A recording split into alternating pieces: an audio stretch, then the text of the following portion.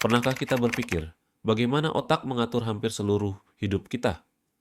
Dari cara kita berpikir, merasakan emosi, bergerak, hingga bernapas, semuanya dikendalikan oleh struktur kecil bernama otak.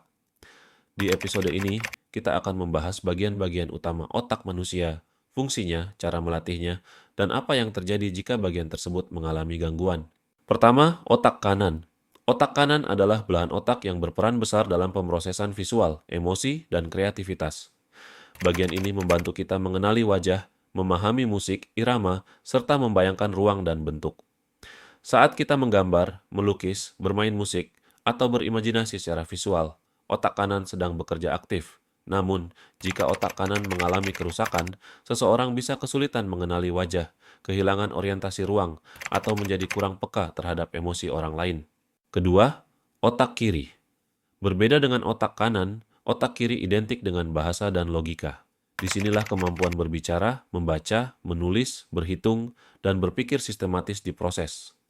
Aktivitas seperti membaca buku, mengerjakan soal matematika, belajar bahasa, atau berdebat logis sangat baik untuk mengasah otak kiri. Jika bagian ini terganggu, bisa muncul masalah bicara, kesulitan membaca dan menulis, serta melemahnya penalaran logis. Ketiga, lobus frontal. Lobus frontal sering disebut sebagai pusat kendali diri.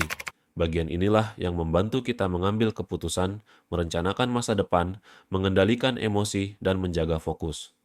Melatih problem solving, meditasi, serta menyusun tujuan hidup dapat memperkuat fungsi lobus frontal. Kerusakan di area ini bisa menyebabkan perubahan kepribadian drastis, perilaku impulsif, dan kesulitan berpikir jangka panjang. Keempat, lobus parietal. Lobus parietal berperan dalam memproses sensasi tubuh seperti sentuhan, tekanan, dan suhu. Ia juga membantu kita menyadari posisi tubuh dan mengintegrasikan berbagai informasi indera. Olahraga koordinatif dan latihan sensorik dapat membantu mengasah bagian ini. Jika terganggu, seseorang bisa mengalami mati rasa, kesulitan mengenali bagian tubuh, atau gangguan orientasi ruang. Kelima, lobus temporal. Lobus temporal berkaitan erat dengan pendengaran, pemahaman bahasa, dan memori jangka panjang.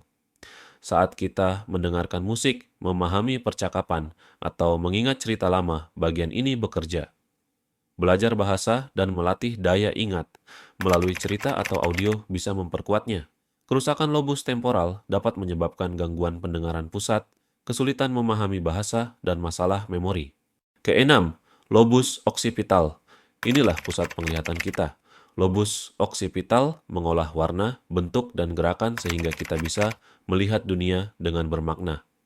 Cara melatihnya dengan cara mengamati detail visual, menggambar, membaca peta, atau bermain permainan visual.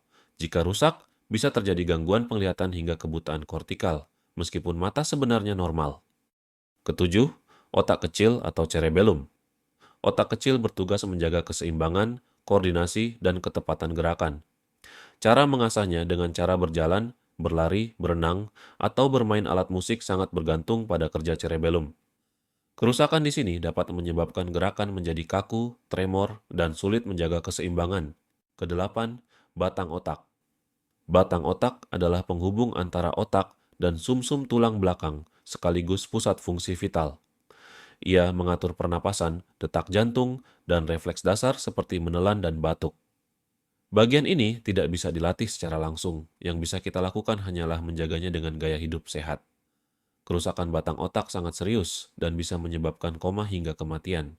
Kesembilan, talamus. Talamus berfungsi sebagai pusat penyaring informasi sensorik sebelum diteruskan ke otak besar. Ia berperan penting dalam fokus, kesadaran, dan perhatian. Latihan konsentrasi, fokus penuh, serta tidur yang cukup sangat membantu menjaga fungsinya. Jika talamus terganggu, persepsi indera bisa kacau dan kesadaran menurun. Kesepuluh, hipotalamus. Meski kecil, hipotalamus sangat vital karena menjaga keseimbangan tubuh atau homeostasis. Ia mengatur suhu tubuh, rasa lapar dan haus, pola tidur, serta sistem hormon. Cara melatihnya dengan cara menjaga pola tidur, teratur, nutrisi seimbang, dan manajemen stres adalah kunci menjaga kesehatan hipotalamus. Kerusakan di bagian ini dapat menyebabkan gangguan hormon, masalah suhu tubuh, serta gangguan tidur dan nafsu makan. Otak bukan hanya satu organ tunggal, melainkan sistem kompleks dengan tugas yang sangat spesifik. Menjaga dan melatihnya berarti menjaga kualitas hidup kita secara keseluruhan, baik secara fisik, mental, maupun emosional. Terima kasih sudah mendengarkan. Sampai jumpa di episode berikutnya.